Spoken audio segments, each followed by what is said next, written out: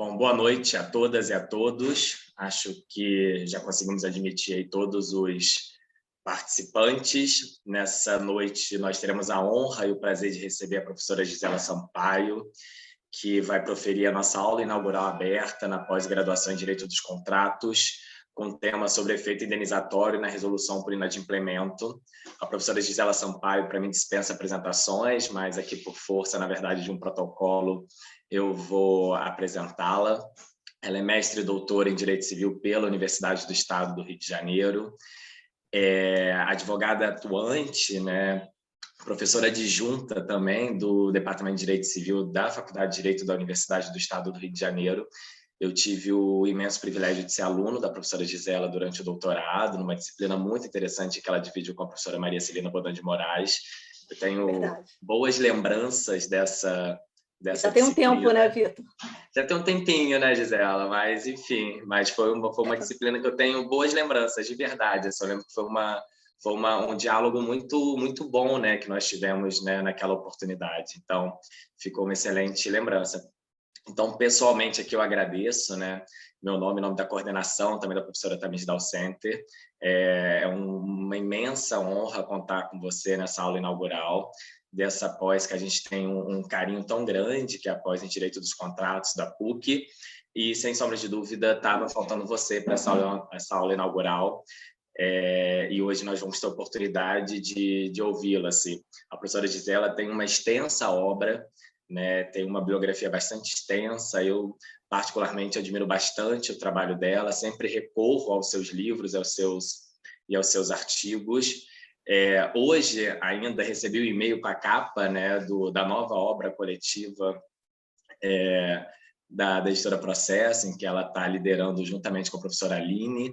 Então, fiquei muito feliz, né, de participar também desse segundo volume. Então, sem sombra de dúvida, é um motivo também de bastante alegria. Até foi interessante que eu abri o e-mail hoje, né, vendo a capa, e bem na data de hoje também seria a aula inaugural. Então, sem maiores delongas, na verdade, vou só dar um aviso geral. Hoje é a aula inaugural aberta, então, aqui na qualidade de coordenador do curso, eu não vou sequer entrar em questões, né, procedimentais, burocráticas. Vou deixar para fazer isso com vocês no nosso próximo encontro, na quinta-feira. Hoje, tão somente eu vim aqui mesmo, né, apresentar e aproveitar também para assistir, né, mais uma brilhante exposição, como sempre, da professora Gisela. Então, professora Gisela, muito obrigada, agradeço em meu nome, em nome da coordenação da PUC, do Instituto de Direito da PUC, e a palavra é toda sua. Bom, boa noite, Vitor, muito obrigada pela apresentação carinhosa e, é claro, absolutamente suspeita, né? A apresentação feita por um aluno absolutamente suspeita. Bom, é chato falar depois de uma apresentação dessa, porque invariavelmente a pessoa decepciona os ouvintes, mas, enfim, vou tentar fazer o possível para ser breve e não decepcioná-los muito, até porque semana que vem nós estaremos juntos novamente, para quem está seguindo o concurso.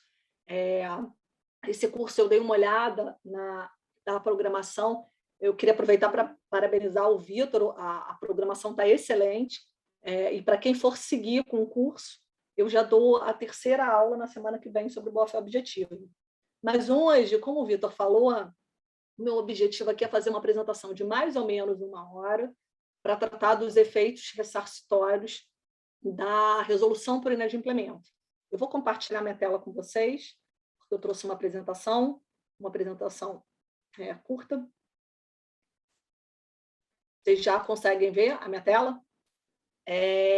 Vocês estão todos mutados, porque essa é uma aula aberta, mas eu queria dizer para vocês o seguinte: se alguém tiver alguma pergunta, pode me mandar no chat. Eu não sei se eu vou conseguir responder em tempo real, digamos assim, porque como eu estou compartilhando a minha tela, eu não consigo ver o chat. Mas eu posso responder ao final também. Então, essa apresentação ela vai ter mais ou menos 1 hora de duração, mas eu fico à disposição depois no final para tirar alguma eventual dúvida. Bom, gente, eu sou advogada e eu sempre preciso fazer uma advertência de que tudo que eu vou falar aqui hoje, especialmente porque essa aula está sendo gravada, não representa a opinião do meu escritório, representa a minha opinião com chapéu de professora, minha opinião acadêmica. Então, vamos lá, eu coloquei aqui até na capa da apresentação, meu Instagram, de vez em quando eu posto os eventos dos quais eu participo, se alguém tiver interesse em seguir, é prof.gisela Sampaio. Vamos lá. Putz, quando eu boto no módulo apresentação, eu sempre tenho um problema com o cursor. Agora foi. Bom, gente, eu vou começar do começo falando um pouco da figura do inadimplemento. O inadimplemento no direito brasileiro é gênero do qual a gente tem aqui duas espécies, né? O inadimplemento no direito brasileiro ele pode ser inadimplemento absoluto ou inadimplemento relativo. Inadimplemento relativo é a mora. Lembrando só que o direito brasileiro trabalha com o conceito amplo de mora. Mora é não cumprir a obrigação no prazo, né, no tempo, no local combinado ou na forma combinada. Quando eu estou diante de uma situação de mora, isso significa que, na verdade, o credor ainda tem interesse na prestação. Aquela prestação que não foi cumprida ainda e vai ser cumprida com atraso, aquela prestação que foi cumprida, mas foi cumprida no local incorreto, ou foi cumprida na forma incorreta, o prestador ainda tem interesse em que ela seja cumprida da forma correta, que ela seja cumprida, se ela já não foi ainda, né, ou no local correto. Então, o que marca a diferença entre o inadimplemento absoluto e o relativo é que, no inadimplemento relativo, o credor ainda tem interesse na prestação. No inadimplemento absoluto, ou de duas uma, ou a prestação ela se tornou impossível, ou, na verdade, ela se tornou inútil para o credor. Né? Então, a gente pode pensar em N situações, em N razões pelas quais a prestação poderia ter se tornado inútil para o credor. O contrato ele pode ter, por exemplo, um prazo essencial, o exemplo acadêmico mais comum, que é o exemplo do bolo de noiva. Né? Eu contrato uma boleira para fazer o bolo do meu casamento. Esse contrato ele tem um termo essencial. Não me interessa receber o bolo após o casamento. Então, se a boleira não me entregar, pelo menos no dia, né, aquela prestação ela se tornou inútil para mim. Se eu quero, por exemplo, comprar um vaso artístico e, por culpa do devedor, ele esbarra no vaso e quebra, essa também é uma situação de impossibilidade da prestação, se eu estiver considerando o vaso como um bem infungível. Né? Então, nessas situações, eu vou estar diante do inadimplemento absoluto. A primeira mensagem que eu queria deixar aqui para vocês hoje é que quando eu estou diante, por que interessa eu saber se eu estou diante do inadimplemento relativo absoluto? Porque os remédios que o ordenamento abre para mim, numa e em outra situação, são remédios diferentes. Então, quando eu estou diante de uma situação de mora, o ordenamento abre para mim, credora, a possibilidade de me valer de uma ação de execução específica. Né? Então, eu contrato o Vitor para me entregar um produto. Hoje ele não me entrega, eu que ainda tenho interesse no produto, vou lá e ajuizo uma ação de execução específica contra o Vitor. Agora, quando eu estou diante do inadimplemento absoluto, como eu não tenho mais interesse na prestação, ou ela se tornou impossível de ser cumprido, os remédios são diferentes. Porque, né, não faria sentido, se o vaso está quebrado, eu exigir uma execução específica, não faria o menor sentido. E, ao mesmo tempo, não faria sentido o ordenamento abrir para mim a possibilidade de executar especificamente o contrato e ajuizar uma ação de execução específica contra a boleira se já passou o prazo do ordenamento, do casamento. Então, na verdade, os remédios que o ordenamento coloca à minha disposição diante do inadimplemento absoluto são dois outros remédios. Ou bem eu vou me valer da resolução, ou bem eu vou me valer da chamada execução por equivalente.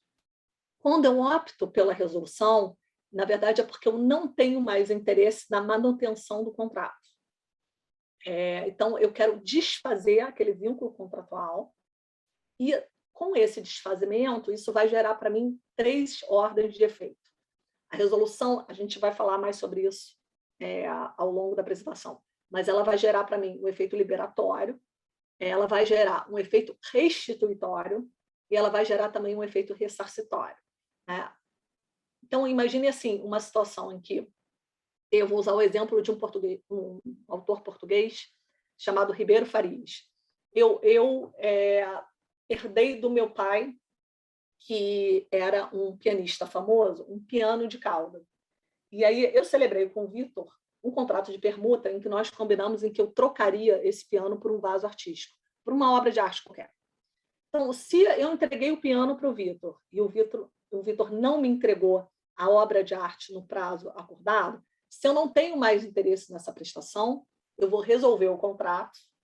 E aí, se eu não tiver entregue o piano, a resolução vai me liberar do efeito de ter que entregar o piano, da obrigação de ter que entregar o piano. Se eu já tivesse entregue o piano, ela vai gerar um efeito restituitório, ou seja, o Vitor vai ter que me devolver o piano, e ela vai gerar um efeito ressarcitório. Afinal de contas, eu tive um custo para fazer aquele contrato, para entrar naquela negociação, né?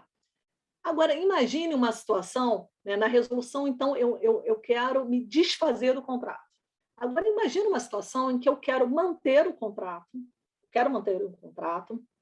mas, na verdade, eu não tenho mais interesse na prestação ou ela, por qualquer motivo, se tornou impossível. Aí eu vou mudar um pouquinho o meu exemplo, tá? Imaginem vocês que nesse meu contrato, que é a troca de um piano por uma obra de arte, imaginem vocês que assim o Vitor esbarrou no vaso artístico e quebrou culposamente o vaso. Tá? Então, não existe mais o vaso. Eu não posso mais ajuizar uma ação de execução específica. Mas eu posso ter N razões para querer manter aquela relação contratual. E aí, no meu exemplo, né, eu herdei esse piano de cauda do meu pai, mas, na verdade, eu não toco piano. E eu moro num apartamento de 2 quartos. E, na verdade, esse piano ele representa para mim um elefante branco. Ele ocupa a minha sala inteira.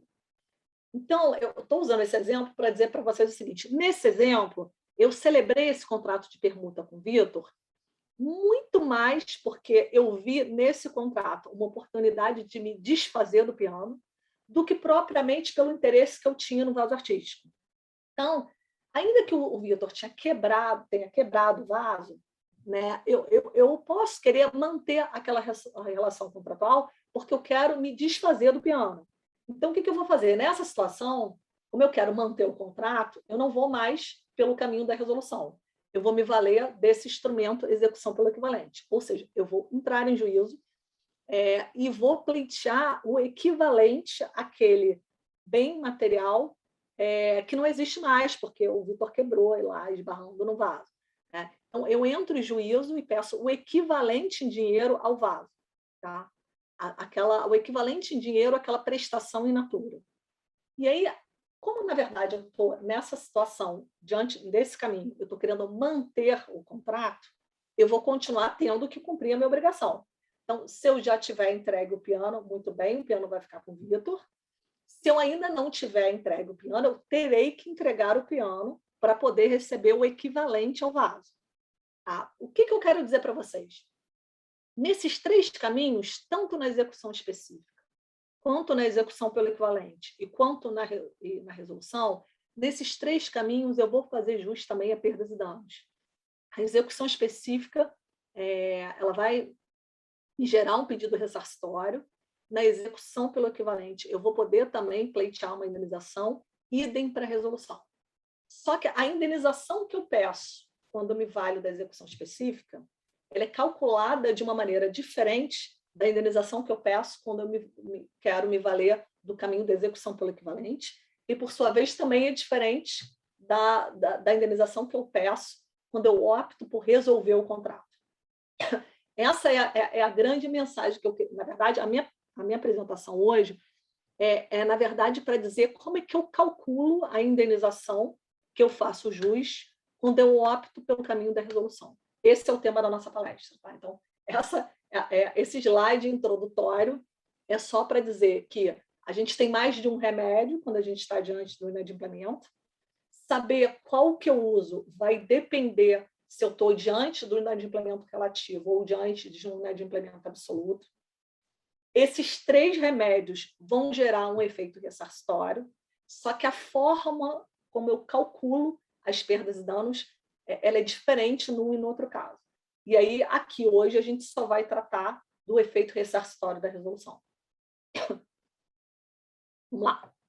Bom, o remédio resolutório ele está previsto no Código Civil, no artigo 475, que tem uma redação muito parecida com a do Código Civil 16. Né? Então, no 475, o legislador disse lá, a parte lesada pelo inadimplemento pode pedir a resolução do contrato se não preferir exigir-lhe o cumprimento, cabendo, em qualquer dos casos, indenização por perdas e danos. Eu vou pegar o Código Civil, que está aqui do meu lado, para dizer para vocês em que capítulo esse artigo está localizado.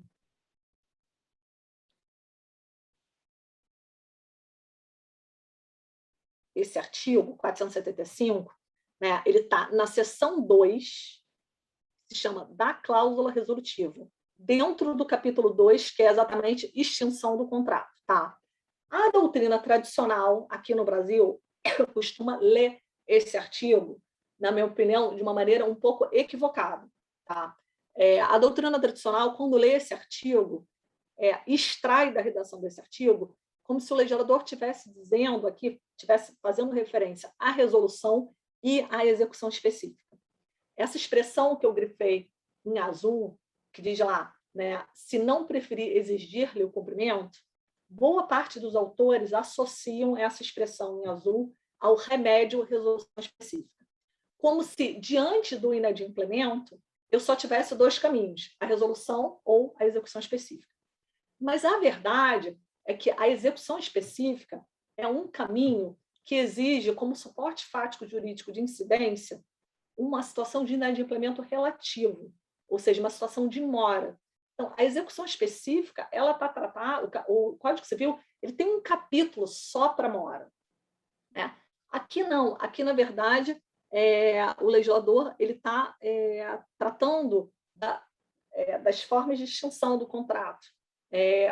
Na verdade, assim, ele está tratando, na verdade, do inadimplemento absoluto. Né? Para mim, quando o legislador diz a parte lesada pelo inadimplemento, é como se o legislador estivesse me dizendo a parte lesada pelo inadimplemento absoluto.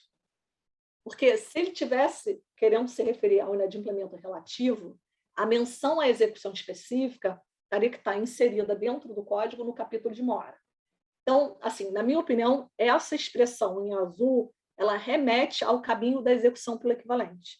Então, para mim, o que o legislador está me dizendo nesse artigo é, olha, diante do inadimplemento absoluto, você pode optar entre resolver o contrato, se de fato você não tiver mais interesse naquela prestação e quiser desfazer o vínculo contratual, ou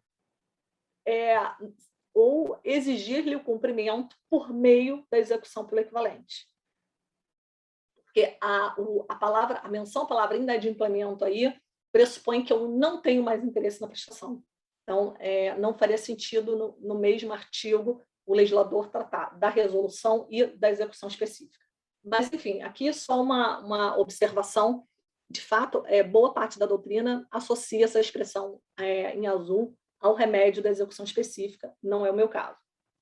Eu coloquei uma nota aqui para tratar do exemplo do José Leite Ribeiro de Faria, que eu já dei, que é a troca do piano pelo vaso artístico, que é um exemplo que eu acho interessante para ilustrar que, mesmo quando a prestação se torna impossível, porque nesse meu exemplo o Vitor quebrou o vaso, né? Então não posso mais obter aquele bem in natura, eu posso, por N motivos, ainda ter interesse na manutenção daquela relação contratual.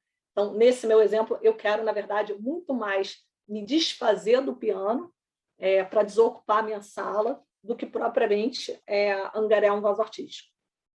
Ok? Bom, vamos lá. A resolução, muita gente diz a resolução ela extingue o contrato. Na verdade, a resolução ela não extingue o contrato. Do ponto de vista técnico, é mais correto a gente dizer que a resolução ela extingue, na verdade, as obrigações prestacionais propriamente ditas. E aí, quando eu falo em obrigações prestacionais propriamente ditas, extingue, na verdade, as obrigações principais, às quais as partes estão vinculadas. Algumas prestações decorrentes, por exemplo, dos deveres laterais da boa-fé objetiva, elas continuam persistindo mesmo após a resolução do contrato. Tá? Exatamente por isso, eu acho, mas essa é uma tese controversa, eu já até ensaiei um artigo com a professora Aline Terra, só que a gente acabou, por motivos diversos, não publicando, porque era um artigo que a gente pensou em fazer por uma obra coletiva, mas que tinha um prazo muito estreito, então a gente acabou escrevendo sobre um outro tema. Mas, assim, exatamente porque a resolução ela não extingue a relação obrigacional como um todo, mas sim as obrigações prestacionais, propriamente dito, e vários autores clássicos já diziam isso, aqui e em outros ordenamentos. Na minha opinião, as garantias não se extinguem. O que acontece com a resolução é que aquela relação obrigacional ela se transmuda numa relação de liquidação, que, na verdade, também é uma relação obrigacional, né? Mas ela muda de cara e não exatamente se extingue por inteiro. Agora, as prestações principais, às quais as partes estavam vinculadas, essas sim se extinguem. Mas como eu acho que a relação obrigacional como um todo não se extingue, eu sustento que as garantias também não se extinguem. E eu acho que é exatamente nesse momento patológico da relação que o credor mais precisa das garantias.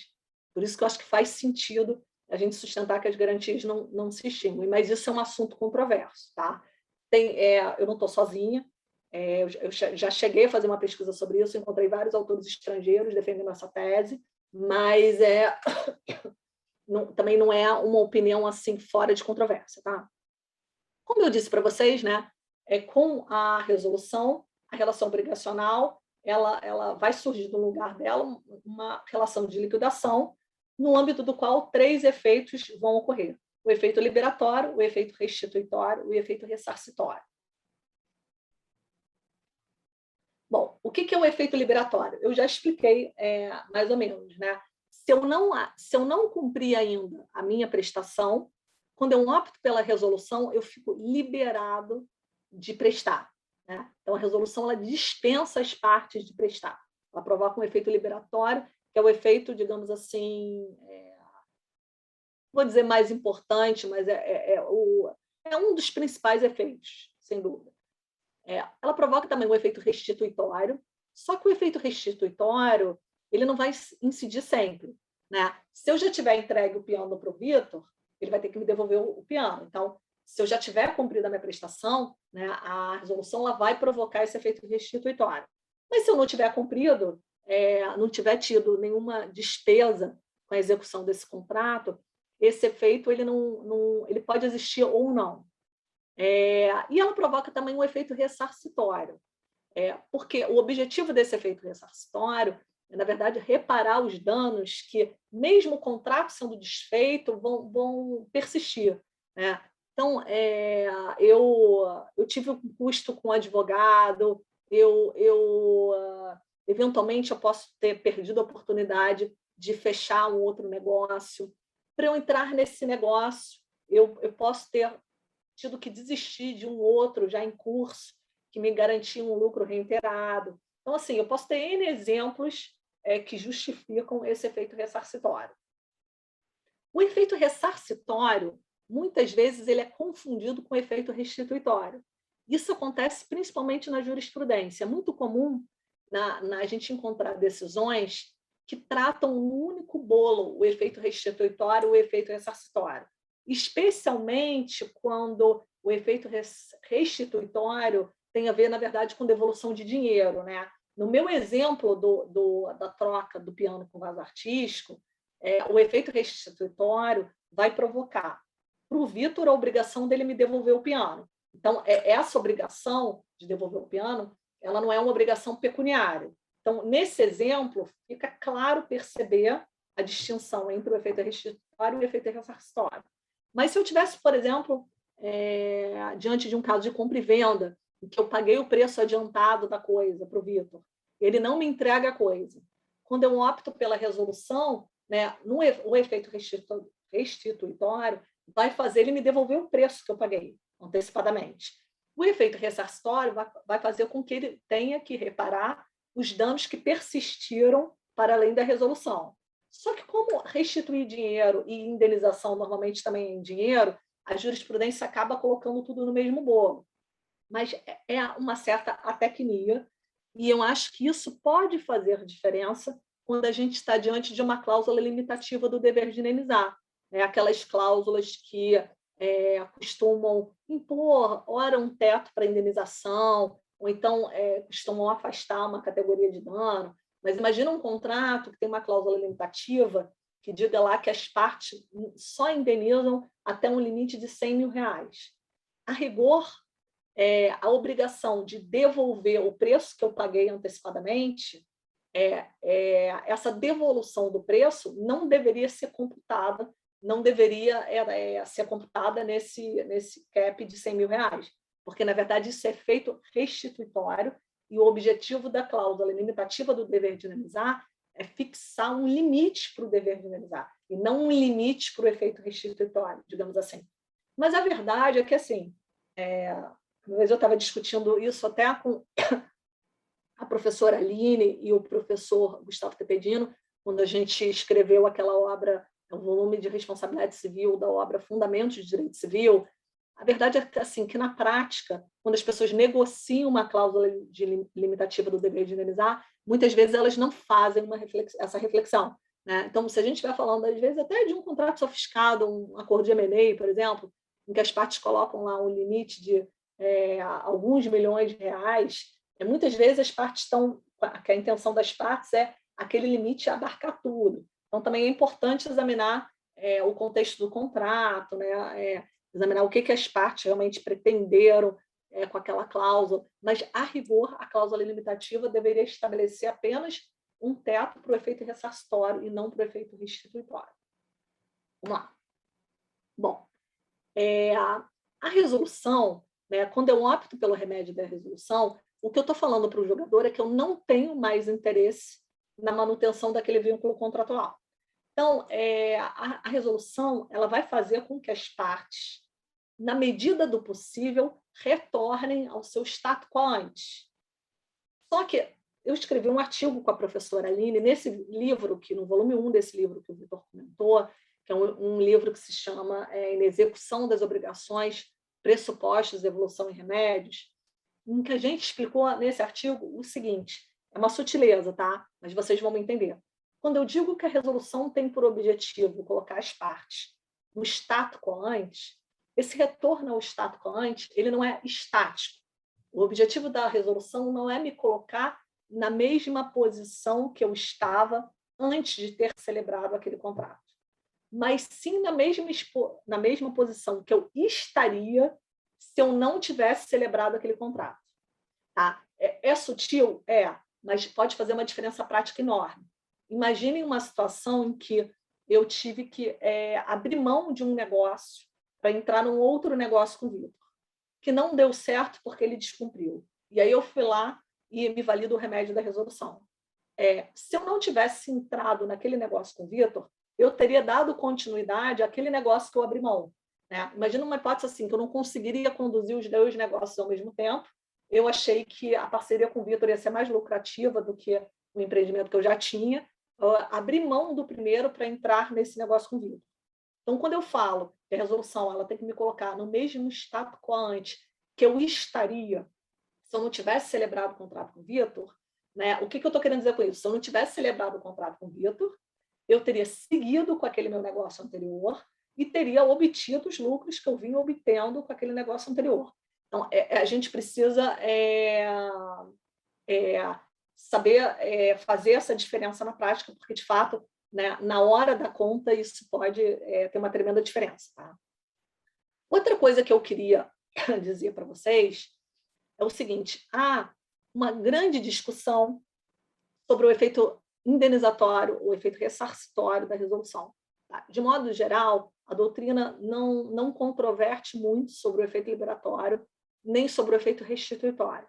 A grande controvérsia está exatamente no efeito indenizatório. Na minha opinião, esses três efeitos, eles formam uma espécie de engrenagem, como essa que eu coloquei aqui na apresentação. E essas engrenagens, elas têm que girar no mesmo sentido. Tá? Então, lembrem-se disso, porque isso faz parte da discussão que eu vou explicar agora em seguida. O que acontece? A doutrina, a grande discussão que existe nessa matéria é como eu calculo essas perdas e danos que eu faço jus cumulativamente com o pedido de resolução. Se eu calculo pelo chamado interesse positivo do credor ou se eu calculo pelo chamado interesse negativo do credor. São mais ou menos assim, duas formas de se calcular a indenização, tá?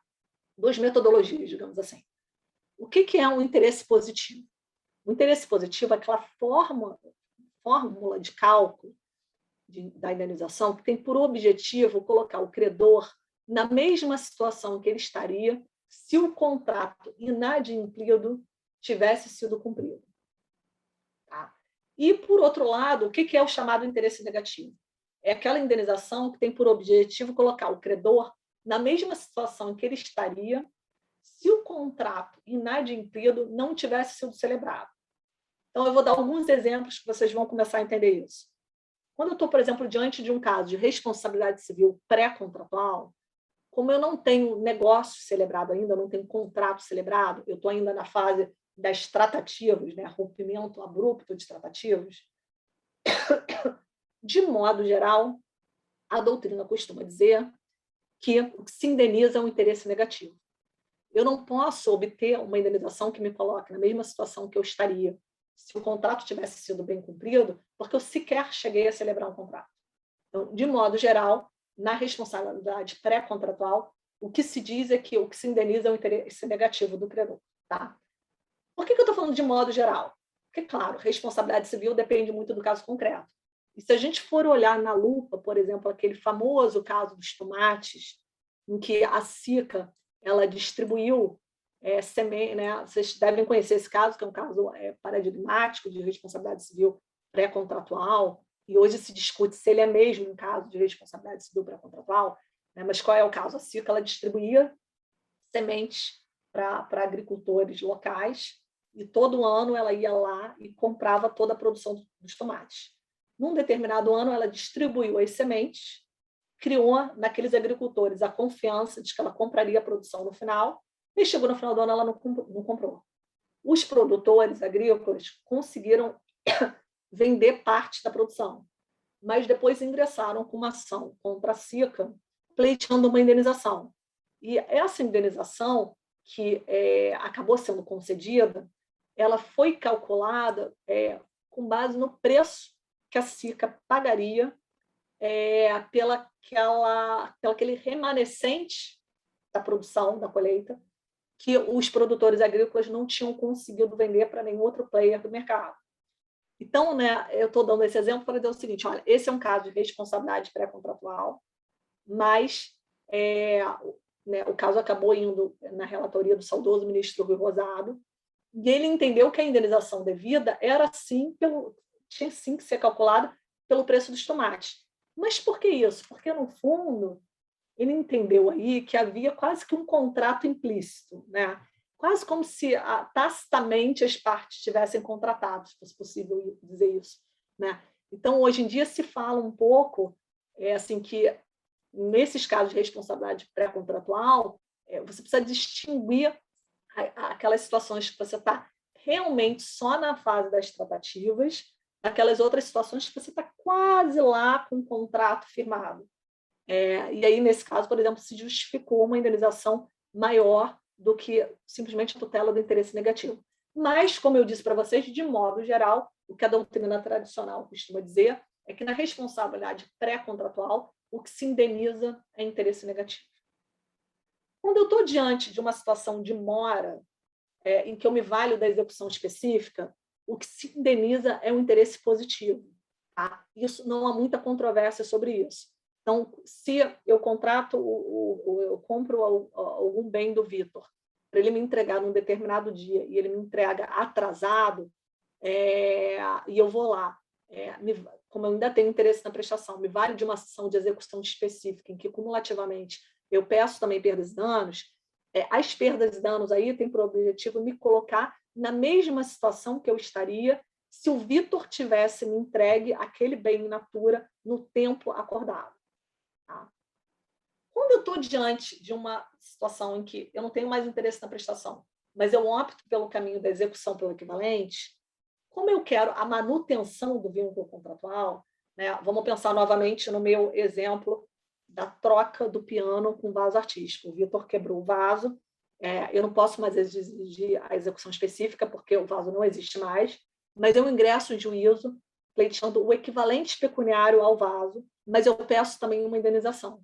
Essa indenização, também não há muita discussão sobre isso. É uma indenização que tem por objetivo me indenizar o chamado interesse positivo, ou seja, tem por objetivo me colocar na mesma situação que eu estaria se o Vitor tivesse cumprido o contrato tal como combinado, né? Então, ele teria me entregue o vaso, eu não teria tido o custo com o advogado para ingressar com a ação para pleitear a execução pelo equivalente.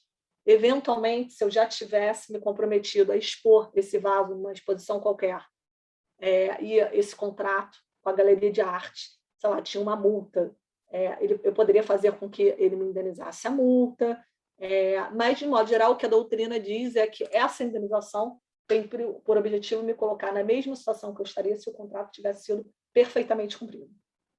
A grande controvérsia está justamente na resolução. Afinal de contas, o que eu indenizo na resolução? Essa indenização que o credor faz jus é uma indenização que visa recompor o seu interesse positivo ou é uma indenização que visa recompor só o seu interesse negativo? E aí eu vou fazer um alerta geral. Para quem entende que tem alguns autores, tradicionalmente a doutrina tem entendido que a indenização devida é pelo interesse negativo.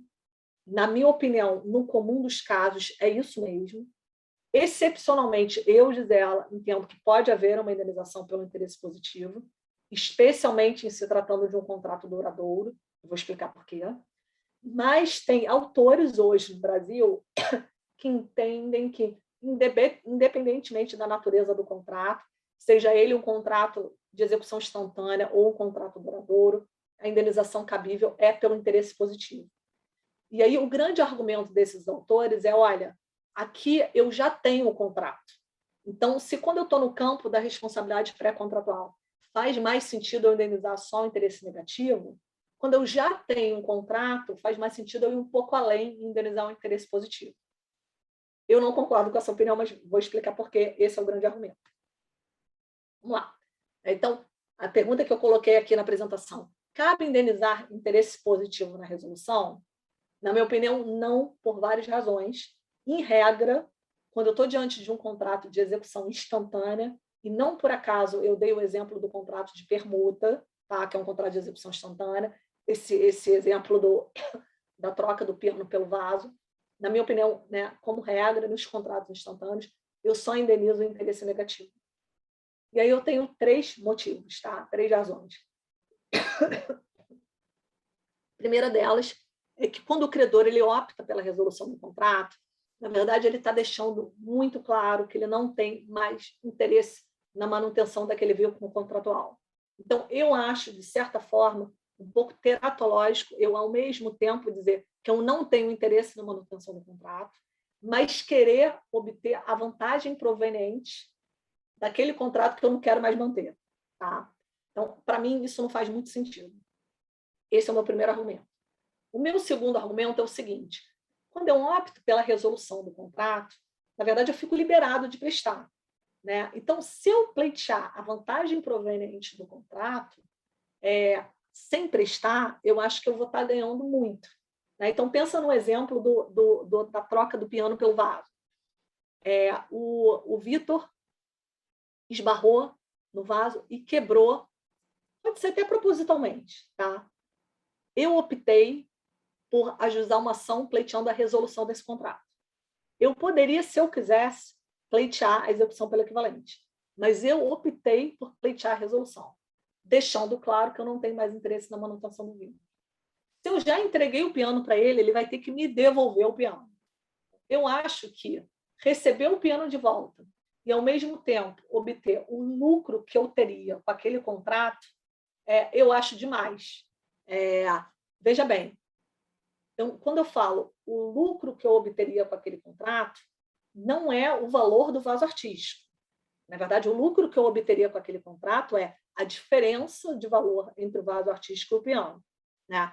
Então, assim, num exemplo assim que efetivamente tem a diferença, né? O piano vale 1.000, o vaso artístico vale 1.200, eu entro em juízo, peço o piano de volta, e aí essa minoria da doutrina entende que eu posso pleitear também esses 200, que é a vantagem proveniente do contrato. Eu acho que isso não faz sentido, porque eu estou deixando claro que eu não tenho interesse no contrato. Para mim, isso faz sentido quando eu opto pelo caminho da execução pelo equivalente. Aí eu entrego o piano e aí sim eu vou poder obter o valor do vaso artístico. Ou faço um negócio, renegocio com o meu devedor, e aí, no plano negocial, consigo uma indenização em que eu não preciso entregar o piano, mas eu consigo obter pelo menos parte das vantagens que eu obteria com aquele contrato. Mas eu acho que, se eu opto pela resolução, eu não poderia pleitear o lucro proveniente do contrato e, ao mesmo tempo, ficar com o piano. Assim como eu acho também que, se eu tiver nesse contrato uma cláusula penal compensatória que tenha por objetivo prefixar as perdas e danos decorrentes do inadimplemento, sendo substitutiva daquela prestação que foi inadimplida, eu acho que eu não poderia pleitear a resolução e a cláusula penal. E o meu terceiro argumento é o seguinte: eu acho que também seria estranho eu, por um lado, pleitear com efeito restituitório, eu ser reconduzido à mesma situação que eu estaria se eu não tivesse celebrado aquele contrato, e, por outro lado, com efeito indenizatório, eu buscar reconstruir a situação hipotética que eu estaria se o contrato tivesse sido cumprido. Eu acho que eu estaria, assim, os dois efeitos, efeito restituitório, o efeito ressarcitório, eles estariam indo em sentido diametralmente oposto. O efeito ressarcitório, para quem entende que ele deve ser calculado com base no interesse positivo, ele me colocaria na mesma situação que eu estaria se o contrato tivesse sido perfeitamente cumprido. Por outro lado, o efeito restituitório pretende me colocar na mesma situação em que eu estaria se eu não tivesse fechado, firmado aquele contrato. Eu acho que os três efeitos da resolução, eles têm que funcionar como uma engrenagem, girando no mesmo sentido. Tá? Então, por essas três razões, eu acho que não faz sentido se indenizar interesse positivo na resolução, como regra. Okay? Tem gente que entende que faz sentido. E aqui no Brasil, o principal defensor dessa corrente era o saudoso ministro Rui Rosado. E hoje em dia, mais recentemente, a Renata Stein, que fez uma tese de doutorado super bem feita, minha amiga, ela é uma pessoa super séria, defendendo a possibilidade de se indenizar interesse positivo com a resolução na linha do professor português Mota Pinto. O Rui Rosado, ele sustentava essa tese com base em dois grandes argumentos. Tá? Primeiro, ele dizia o seguinte: olha, se eu não indenizar interesse positivo na resolução, no mais das vezes, na generalidade dos casos, o lesado vai ficar sem indenização. Eu acho que isso não é verdade, tá? Porque não há nada no nosso ordenamento que diga que o interesse negativo tem que ser necessariamente menor, tem que conduzir a um valor menor que o interesse positivo. Isso não é uma regra do nosso ordenamento. É uma regra em outros ordenamentos, mas não é uma regra, pelo menos não uma regra expressa no nosso. Tem gente que entende que é uma regra implícita, mas eu diria para vocês que a maioria da doutrina hoje no Brasil entende que o interesse negativo pode alcançar cifras até maiores que o interesse positivo. Isso faz sentido? Pode fazer, dependendo do caso concreto. E aí eu vou dizer para vocês o exemplo que eu costumo dar em sala de aula para os meus alunos de graduação. Pensem num exemplo assim. Eu tenho uma pequena loja na Rua da Alfândega do Rio de Janeiro, que é pequenininha, vende produtos baratos, de valor pouco significativo, mas a minha loja tem uma rotatividade enorme de pessoas, então, na verdade, eu vendo pra caramba. Eu vendo produtos baratos, mas em grande escala. Imaginem vocês que essa loja era do meu avô, que passou para o meu pai, que passou para mim.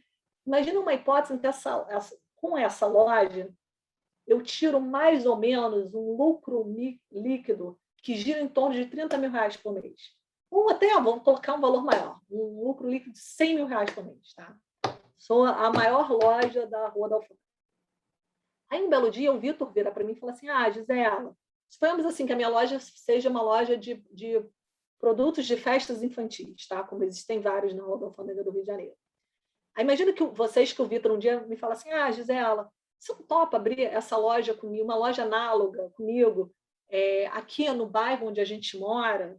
Poxa, você mora super distante do centro do Rio de Janeiro, a gente é quase vizinho de porta, vamos montar uma loja dessas aqui no nosso bairro.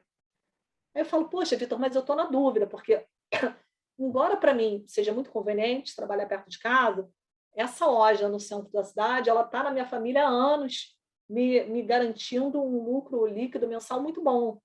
E assim, aí o Vitor vai e me apresenta um plano de negócios, em que ele fala, olha, Gisela, fiz aqui todas as contas, de fato, eu acho que a nossa loja aqui na Barra da Tijuca, ela tem um potencial da gente ter um lucro líquido de 30 mil, mas aqueles 100 que você ganhar lá na sua lojinha na Rua da Alfândega, esses a gente dificilmente vai conseguir retirar na Barra.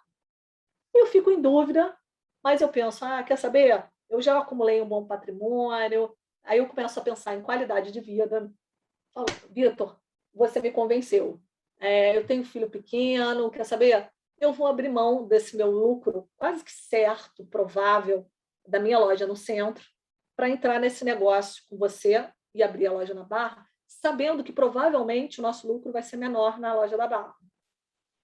E aí o que acontece? O Vitor descumpre o contrato, quebra boa-fé objetiva, faz todos os tipos de inadimplementos, e aí eu decido ingressar com uma ação para resolver esse acordo que a gente fez. Quando eu ingresso nessa ação e pleiteio a resolução desse nosso contrato, na minha opinião, eu entendo que eu vou poder pleitear uma indenização que deve ser calculada com base no meu interesse negativo. Mas, nesse caso, né, eu vou computar no interesse negativo o lucro provável que eu extrairia na minha loja no centro, que eu não teria fechado para entrar nesse negócio com o Vitor, se ele não tivesse me convencido a entrar nesse negócio. E, na verdade, o lucro que eu obteria com a minha loja no centro da cidade, que eu só fechei para abrir na Barra da Tijuca com o Vitor, porque eu não conseguiria conduzir as duas ao mesmo tempo, ele é maior do que a própria vantagem que eu obteria com esse negócio que o Vitor descumpriu. Então, na verdade, assim, o que eu estou querendo dizer com isso? Esse raciocínio de que para o credor é melhor fazer jus a um interesse positivo, ele está muito arraigado a essa ideia de que o interesse positivo precisa ser maior, ou normalmente é maior do que negativo. Só que isso não é verdade, isso é mito. Eu acho que depende do caso concreto. Eu acho que o cálculo da indenização com base no interesse negativo pode chegar a cifras muito maiores. Tá? Então, eu não concordo com esse primeiro argumento. O segundo argumento que o Rosado usava era exatamente comparar a resolução do contrato com os casos de responsabilidade civil pré-contratual. Então, ele dizia, olha, indenização pelo interesse negativo só tem lugar na responsabilidade civil pré-contratual. Agora, quando eu estou diante de um contrato que foi descumprido e tento manejar o remédio da resolução, eu não estou mais no campo das tratativas. Então, a indenização precisa ser maior, não precisa ser pelo interesse positivo. Só que esse raciocínio é que eu acho que está errado, que não necessariamente por ser pelo interesse positivo vai ser maior. Né? Então, assim, sustentar que a indenização deve se basear no interesse negativo não significa que o valor indenizatório será o mesmo.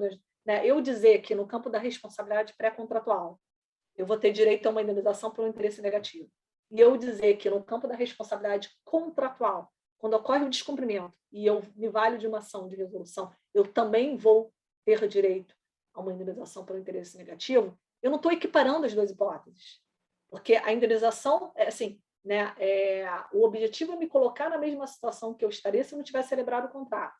E na outra, o objetivo é me colocar na mesma situação que eu estaria se eu sequer tivesse entrado naquela negociação. Então, assim, é só uma metodologia de cálculo, mas não significa que eu vou chegar às mesmas cifras só porque eu estou defendendo que tem que ser pelo interesse negativo nos dois casos. Bom, então, né, como eu estou tentando deixar claro até agora, eu entendo que, como regra, quando eu manejo um remédio da resolução, eu posso pleitear uma indenização que deve ser calculada por essa metodologia do interesse negativo, por essa forma de cálculo do interesse negativo. Por que eu estou falando como regra? Porque isso tudo que eu falei até agora faz todo sentido para mim quando eu estou diante de um contrato instantâneo, de execução imediata ou diferida no tempo. Agora, quando eu estou diante de um contrato duradouro, isso tudo muda de figura, tá? E aí eu coloquei aqui no quadro a classificação do Orlando Gomes, né? O Orlando Gomes, ele divide os contratos em contratos instantâneos e contratos duradouros. Os instantâneos, eles podem ser instantâneos de execução imediata, compra e venda à vista, ou instantâneos de execução diferida, compra e venda com preço parcelado, por exemplo. Por outro lado, os contratos duradouros, eles podem ser contratos de execução continuada, em que a prestação é cumprida por um certo intervalo de tempo e de maneira incessante. E eu dei 2 exemplos aqui: pacto de não concorrência, contratos de construção de grandes obras. Ou eu posso estar diante também de um contrato de execução periódica, que também é chamado de contrato de trato sucessivo, né, em que a execução ela se renova no tempo. E aí o exemplo paradigmático é o exemplo da locação. Por que eu acho que faz a maior diferença eu estar diante do campo dos instantâneos ou no campo dos duradouros? Eu acho que faz a maior diferença mesmo, por isso que eu pintei metade da tela de preto e a outra metade da tela de branco.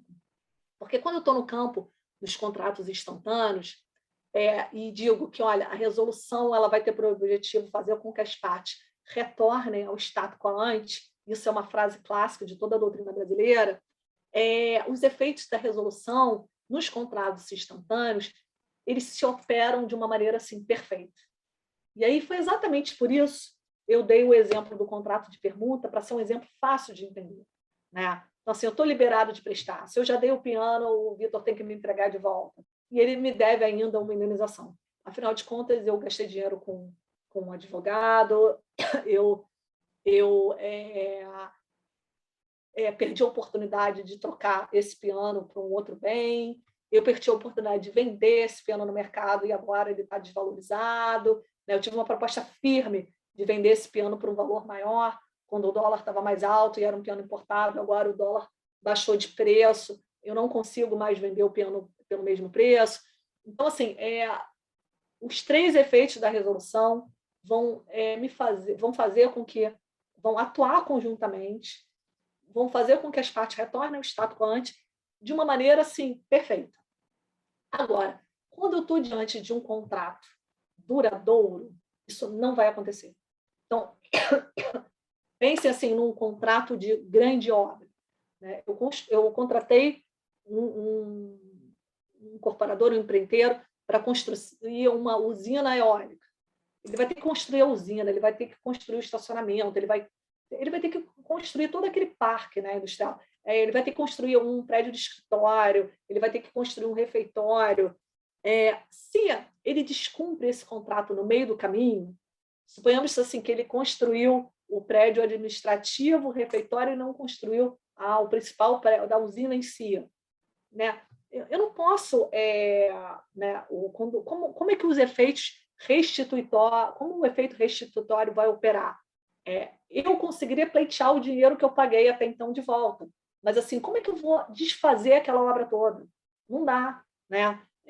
Assim, eu contrato um pintor para fazer a reforma do meu apartamento, se ele descumpre um contrato quando ele já pintou metade do apartamento, eu posso até pleitear o meu dinheiro de volta, mas como é que ele vai ter todo o trabalho que ele fez de volta? Ele não vai ter.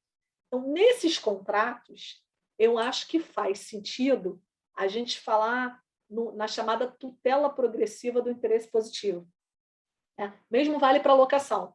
Imagina assim, eu celebrei meu contrato de locação com o Vitor, contrato para prazo determinado, 30 meses, aí ele pagou bonitinho no primeiro, no segundo, no terceiro, no quarto, no quinto e no sexto mês, no sétimo ele descumpre.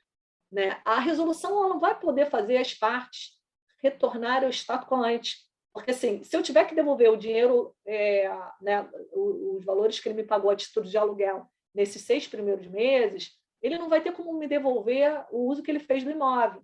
Então, assim, nos contratos de duração, aí eu acho que faz sentido a gente indenizar interesse positivo. E aí eu, parte prejudicada no contrato, vou fazer jus a toda vantagem que eu deixei de obter com aquele contrato? Depende. Não necessariamente você vai fazer jus a toda a vantagem que você obteria com aquele contrato. Por isso que a gente fala em tutela progressiva do interesse positivo.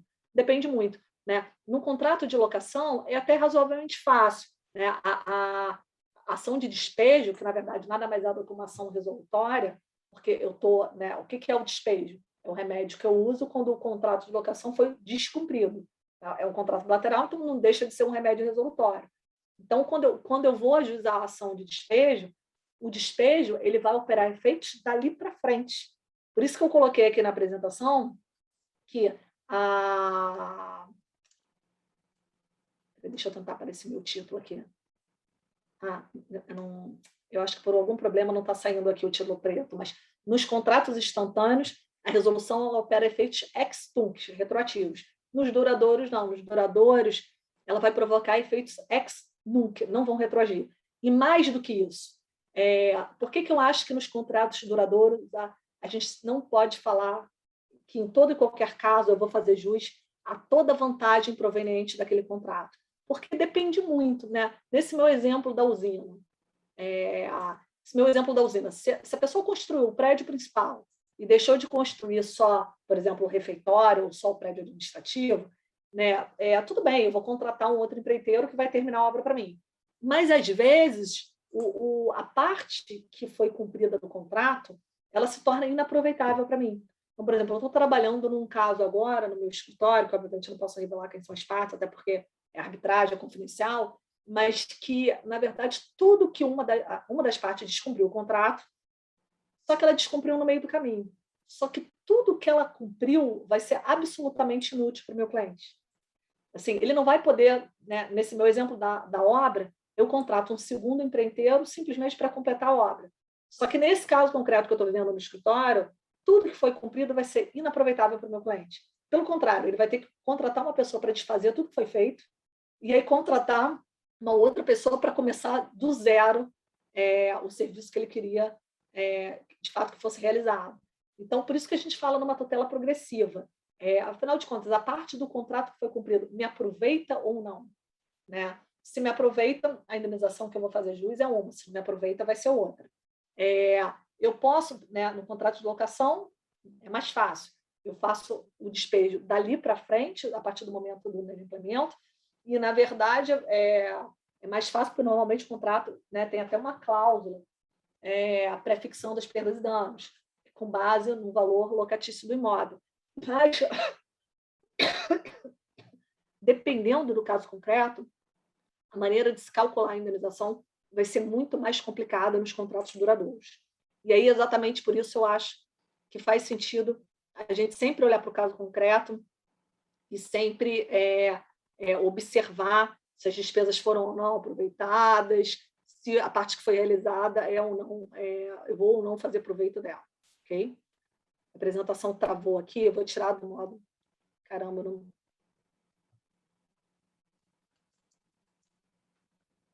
Bom, remédio resolutório. Esse slide era exatamente para dizer isso, né? Que na resolução, excepcionalmente, eu devo admitir que o efeito ressarcitório se paute pelo interesse positivo. Nos contratos duradouros, abre-se caminho para a chamada tutela progressiva do interesse positivo. Eu dei um exemplo acadêmico nesse artigo que eu escrevi com a professora Aline Terra, que eu acho que vai ser professora deles também, né, Vitor? Provavelmente. Sim. E aí o exemplo é o seguinte: imagine-se a seguinte situação: certo laboratório contrata um conhecido farmacêutico para desenvolver determinada vacina. Quando as pesquisas se encontram avançadas, o laboratório descumpre o contrato de forma absoluta. Se o farmacêutico optar pela resolução do contrato, indenizá-lo apenas pelo interesse negativo pode representar uma solução injusta, dependendo das circunstâncias. Suponha-se, por exemplo, né, que por uma questão técnica, o farmacêutico não vai conseguir aproveitar todo o trabalho realizado até então, oferecendo por um outro laboratório concorrente. Nesse caso, né, a gente precisa flexibilizar a regra geral para admitir que esse farmacêutico vai fazer jus, pelo menos, a parte da vantagem proveniente desse contrato que foi descumprido. Bom, e por fim, e aí eu já estou me encaminhando para o encerramento, aliás, acho que falta mais um único slide além desse. Há uma certa confusão na jurisprudência, principalmente, entre esses conceitos de interesse positivo e interesse negativo e as facetas, principalmente do dano patrimonial. Tá? Interesse positivo não é sinônimo de lucro cessante, assim como interesse negativo não é sinônimo de dano emergente. Eu posso ter, dentro dessa epígrafe, interesse positivo, dentro da caixinha do interesse positivo, eu posso ter lucro cessante, eu posso ter dano emergente, assim como outras situações lesivas. O mesmo vale para o interesse negativo. Posso ter lucro incessante, dano emergente ou outras situações lesivas. Né? No meu exemplo da loja da Rua da Alfândega, né, se eu conseguir demonstrar que o lucro que eu vim obtendo há décadas daquela lojinha que eu fechei na Rua da Alfândega era um lucro provável, eu posso fazer jus até mesmo a lucro cessante dentro do interesse negativo. E o que eu chamei de outras situações lesivas? Né? Aqui eu não estou querendo nem me referir a danos extrapatrimoniais, não. Eu estou, na verdade, me referindo a situações lesivas mesmo. Né? Porque, para mim, por exemplo, a perda de uma chance ela não é uma categoria de dano. Para mim, a perda de uma chance, eu sigo a linha dos italianos. Eu acho que a perda de uma chance é uma nova situação lesiva que pode gerar dano extrapatrimonial ou patrimonial, e normalmente, quando gera dano patrimonial, gera dano emergente, porque a chance eu já tenho no meu patrimônio no momento que eu perco. Então, na verdade, a perda de uma chance representa uma diminuição patrimonial, se a gente chegar à conclusão que aquela chance é séria, real e é aferível do ponto de vista econômico. Eu acho que ela tem muito mais cara de dano emergente do que de lucro cessante. Mas eu posso ter todas essas verbas dentro da caixinha do interesse positivo e também dentro da caixinha do interesse negativo. E, por fim, o que eu tenho para dizer? De maneira geral, o interesse negativo ele costuma ser inferior ao positivo. Mas isso não é uma regra absoluta. Como eu já lhes adiantei, tem ordenamentos jurídicos que expressamente dispõem que o interesse negativo não pode suplantar o positivo, mas não é o caso do nosso. Tá? Então, para mim, não tem nenhum problema o interesse negativo alcançar cifras maiores do que o interesse positivo. Boa parte da doutrina, exatamente por conta da ausência dessa regra no direito brasileiro, diz que, concorda com essa opinião, né? Diz que o interesse negativo pode ultrapassar o positivo, desde que, efetivamente, ele seja demonstrado e desde que, é claro, ele esteja ligado, né, por uma cadeia causal que não tenha sofrido nenhuma interrupção. Então, se o credor conseguir fazer essa prova cabal de toda a extensão do seu prejuízo, né, essa prova de que esses prejuízos são, sim, um efeito direto e imediato daquele descumprimento contratual, ele vai fazer jus a uma indenização que pode suplantar o valor do interesse positivo. Gente, essa era a mensagem que eu queria passar. Eu estou aqui cumprindo o que eu falei no início, né? A gente começou às 7h08, são 8h11, passei 3 minutos. Eu vou agora descompartilhar a minha tela para saber se vocês têm alguma pergunta, enfim. Eu estou vendo aqui que a Bárbara me perguntou sobre referências bibliográficas, né, Bárbara? Enfim, eu escrevi sobre esse tema algumas vezes. Eu escrevi um pouquinho na metade do doutorado, que foi sobre lucro cessante, mas assim, o meu texto mais atualizado é esse texto que eu publiquei em coautoria com a professora Aline Terra, nesse livro que também é coordenado pela gente, que se chama Em Execução das Obrigações, Pressupostos, Evolução e Remédios. O Vitor entregou um belo artigo para a gente, que vai sair agora no volume 2. Essa obra é uma obra coletiva, até que ficou bem grande, né, Vitor? O volume 2 está maior. Volumes, né? O volume 2 ficou até com mais de 1000 páginas. Eu nem queria, porque é ruim, porque acaba subindo o preço do livro, né? Mas, enfim, a gente quer tentar abarcar todos os amigos na mesma obra e os alunos ainda por tabela, né? Então, a obra acabou ficando grande. A previsão... O meu texto está no volume 1, o volume 1 foi publicado no passado, pela editora Processo. Mas, assim, o Vitor pode disponibilizar o texto em PDF, eu mando para ele, se alguém tiver interesse. O volume 2 está previsto para daqui a uns 2 meses, mais ou menos. E eu acho que tanto no volume 1 quanto no volume 2, eu e a Aline, a gente felizmente conseguiu assim, reunir a nata do direito civil. E os alunos que entraram também porque entregaram artigos de qualidade, né? Mas assim, a gente tem assim, os principais nomes do direito civil, artigo do professor Tepedinha, da professora Judite, professora Celina, tem um outro artigo da professora Judite no volume 2. Enfim, os temas são super variados, não necessariamente sobre inadimplemento. A gente optou por fazer uma obra coletiva sobre execução das obrigações, exatamente para ter um tema central mais amplo, para poder também pegar temas relacionados a direitos de família, né? e etc., para fugir, para não deixar o livro restrito ao inadimplemento contratual. Bom, gente, eu estou à disposição. Você quer que eu vou fazer o seguinte, Bárbara, eu vou mandar um PDF para o Vitor, e aí depois, para quem é da turma, o Vitor pode encaminhar por e-mail. Para quem não é, aí eu não sei, Vitor, se tem como colocar lá disponível, né? Pelo menos a referência, né? Junto com a gravação. Eu vou fazer o seguinte, os alunos vão ter acesso a esse material no Aluno Online, e quem não for aluno pode me mandar e-mail, que eu compartilho sem problema nenhum. Vou deixar meu e-mail aqui no chat.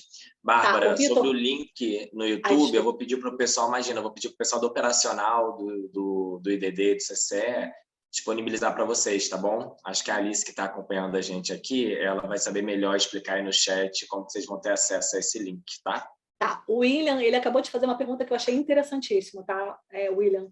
O William me perguntou o seguinte: boa noite, no exemplo da Rua da Alfândega, essa indenização projetaria uma indenização futura de quanto tempo? Essa é uma ótima pergunta, William, porque isso tem a ver com o limite temporal dos lucros cessantes. Eu escrevi um outro artigo sobre isso, eu escrevi há pouquíssimo tempo um artigo que vai sair numa obra coletiva que está no preâmbulo, mas não foi publicada ainda, sobre a concretização do postulado da razoabilidade para os lucros cessantes, que é um pouco o resumo da minha tese de doutorado, mas com algumas ideias já mais evoluídas que eu maturei de 2008 para cá. E aí uma das coisas que eu falo nesse artigo é que o julgador, ele tem que, quando ele fixa uma indenização por lucros cessantes, ele tem que ter muito cuidado com os limites temporais dos lucros cessantes. Por que eu estou dizendo isso? Porque o lucro cessante, o termo inicial do lucro cessante, na maioria das vezes vai coincidir com a lesão, mas não necessariamente. E o termo final dos lucros cessantes, ele precisa sempre ser pensado, porque senão você chega a uma cifra absurda. Eu vou dar 2 exemplos, William, para tentar concretizar um pouco mais essa minha resposta, tá? Tem um caso interessantíssimo do STJ, pena que eu não estou com um artigo aqui em mão para dizer para vocês qual é o número da decisão. Mas o caso é mais ou menos o seguinte: uma loja de departamento pegou fogo, mas ela tinha um seguro contra incêndio, e aí, tão logo ocorreu um incêndio, ela acionou a seguradora, que descumpriu o contrato de seguro e não pagou a indenização. Aí o que aconteceu? A loja de departamento ingressou em juízo, pleiteando a indenização, e pleiteando lucros cessantes, porque, na verdade, ela ficou fechada. Como ela não recebeu a indenização, ela ficou fechada por um bom tempo, até que, com capital próprio, eles conseguiram reformar a loja e colocar a loja em operação novamente. E aí, nessa decisão, o STJ faz uma observação super interessante. Ele diz o seguinte, que o termo inicial dos lucros cessantes não deve coincidir com o momento do inadimplemento, porque ainda que a seguradora não tivesse descumprido o contrato de seguro e tivesse pago a indenização no momento correto, a loja ela teria que ficar fechada por um tempo, porque ela teria que pegar essa indenização e passar por todo um período de reforma. Então, o que o STJ fez? Ele estimou o período da reforma e fixou os lucros cessantes de uma maneira com que o termo inicial descolado do momento do inadimplemento. Tá? E aí eu vou dar agora o exemplo do termo final. O termo final é super importante, porque senão você chega a uma indenização absurda, você chega a uma cifra inimaginável. Né? Nesse caso, respondendo concretamente a tua pergunta, eu não acho que eu, que sou lá a dona da lojinha da Rua da Alfândega, devo receber lucros cessantes para o resto da vida, não. Eu acho que o julgador ele tem que marcar o termo final do lucro cessante considerando um período adequado para que eu possa retomar aquela loja, né? Para que eu possa procurar uma outra loja da Rua da Alfândega, porque provavelmente aquela que eu tinha já foi alugada por uma outra pessoa, mas me restabelecer novamente. Tá? Eu, na minha tese de doutorado, eu falo um pouco sobre o termo final, mas eu não falo tanto sobre o termo inicial. E o exemplo que eu dou na minha tese é o exemplo dos pescadores, tá? Que é um exemplo simples de entender. Imagina assim, ocorreu um acidente ambiental e, sei lá, uma determinada companhia despeja óleo num rio. Aí todos aqueles pescadores que pescavam naquele rio vão ter as suas atividades prejudicadas. Eu não acho que, né, o que a gente vê na prática. E aí eu fiz essa pesquisa concreta com um pescador na época que eu escrevi minha tese, tá? Eu olhei em todos os tribunais do país. E aí tem muita decisão que fixa assim, indenização quase que para o resto da vida do pescador, o que eu acho absurdo, porque aí, na verdade, aquele evento danoso vai ser quase como se tirar na loteria, né? O sujeito não vai mais trabalhar e vai continuar recebendo tudo que ele ganhava, mais ou menos no mesmo parâmetro que ele sempre ganhou ao longo da vida. O que eu acho que seria o certo? O certo seria, né, avaliar aquele primeiro que nem todo pescador, a indenização não tem que ser a mesma para todo pescador, ainda que eles pesquem no mesmo rio. Porque, né, vai ter o pescador mais engajado, que fica lá 24 horas pescando, e vai ter o sujeito que pesca, mas não se esforça tanto. Então, isso tem que ser considerado. Segundo, que eu acho que o julgador ele tem que arbitrar, na verdade, um período para que aquela pessoa se readapte àquela nova situação, né? As áreas contaminadas, elas vão se recuperar também de maneira diferente. Então, o jogador, a primeira coisa que ele tem que se perguntar, vem cá, quanto tempo vai demorar para aquele rio se recuperar? Porque provavelmente aquela empresa vai ser condenada a recuperar o rio, fazer tipo uma reparação in natura, né? Então, assim, a empresa vai demorar quanto tempo para recuperar? Vai recuperar em um ano, o rio? Ou foi um acidente de maior gravidade que o rio só vai ser recuperado daqui a 3 anos? Ou nunca vai ser recuperado? Mas se nunca for recuperado, a verdade é que, infelizmente, aquele pescador vai ter que pescar em outro lugar. E aí eu acho que o julgador ele deve marcar o termo final dos lucros cessantes, considerando um período que seja adequado para aquela pessoa se readaptar àquela nova realidade. Agora, eu acho que, assim, pensando em termo final dos lucros cessantes, o exemplo pode ser muito mais complicado, né? Se vocês pararem para pensar, vamos supor, lesão corporal sofrida por um agente desportivo de alta competição. O sujeito participa de Olimpíadas, aí ele sofre uma lesão corporal. Como é que eu vou arbitrar essa indenização de lucro cessante? Eu vou dar lucro cessante para o resto da vida? Não. A jurisprudência costuma dizer que a vida útil de trabalho do homem médio é de 65 anos. Mas um agente de alta competição normalmente não compete até os 65 anos. Né? Você não vai pegar um ginasta, você não vê nenhum ginasta competindo aos 65 anos. Eu acho que tudo isso tem que ser considerado. Depende do caso concreto. Por isso que quando o professor de responsabilidade civil responde em sala de aula, né, que não tem resposta certa, que tudo depende do caso concreto, essa parece uma resposta enrolation, mas, na verdade, é a resposta mais sincera e honesta possível. Mas eu acho que o julgador, toda vez que ele estiver lidando com uma categoria de dano que se baseia em presunções, que é exatamente o caso dos lucros cessantes, ele tem que ter cuidado para também não fixar uma indenização estratosférica. Então, ele tem que ter cuidado com o termo inicial, para ver se ele corresponde mesmo à data do acidente, e ele tem que ter, principalmente, mais cuidado ainda com a data do termo final. Existe um caso interessante do STJ também sobre termo final, que eu cito nesse artigo, que é o seguinte: uma empresa ela teve o seu nome inserido num cadastro de inadimplente indevidamente. E ela acaba quebrando, essa empresa acaba quebrando. Então, os controladores ingressam no juízo e pedem lucros cessantes para o resto da vida, dizendo, olha, se a assistência financeira não tivesse colocado o meu nome no cadastro de inadimplente de maneira incorreta, indevida, eu estaria funcionando até hoje, porque pessoa jurídica não tem, né, não tem tempo de vida, né, não é que nem a pessoa natural. Mas aí o STJ faz novamente uma observação interessante, dizendo o seguinte: não, peraí, vamos lá. Você não quebrou porque o seu nome foi colocado indevidamente no cadastro. Na verdade, isso não é um efeito necessário da inserção do seu nome de maneira indevida no cadastro de inadimplente. O seu nome até foi inserido indevidamente no cadastro de inadimplente, mas isso não gerou, não foi a causa da sua falência. Então, assim, eu posso arbitrar lucro cessante? Posso, mas eu vou arbitrar lucro cessante até a data que você encerrou as suas atividades. Eu não vou te dar lucro cessante para o resto da vida.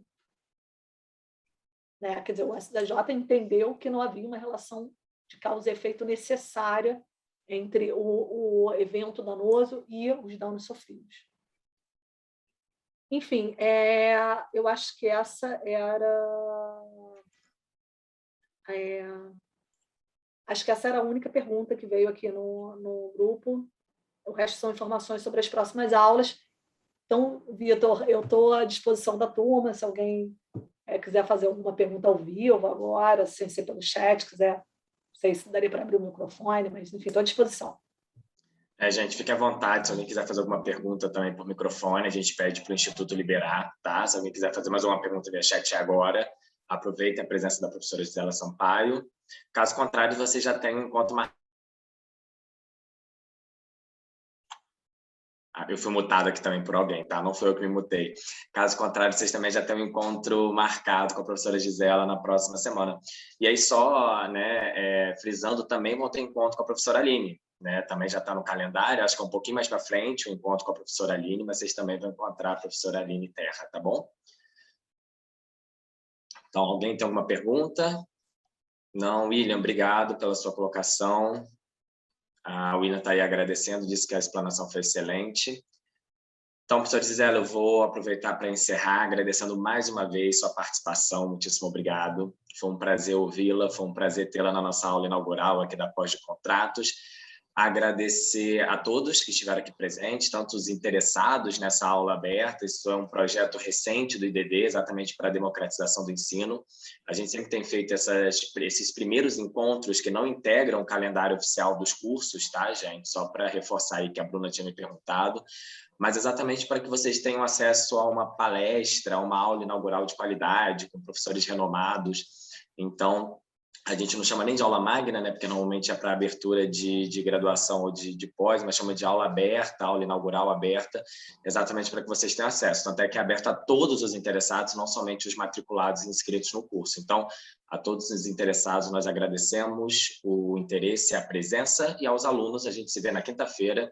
Eu encontro vocês na quinta para passar aí alguns recados, algumas informações relevantes. E, Gisela, muitíssimo obrigado, de verdade. É sempre um prazer ouvi-la. Espero vê-la em breve presencialmente, após o fim dessa pandemia. Temos que esperar o fim da pandemia. O Vitor, mais uma vez, obrigada pelo convite. Manda um beijo à professora Tamis. Enfim, vocês sabem que podem contar comigo sempre. Pessoal, boa noite. Espero que a apresentação tenha sido útil. E boa semana para todo mundo. Muito obrigada. Até mais, gente. Tchau, tchau. Até quinta. Tchau, tchau.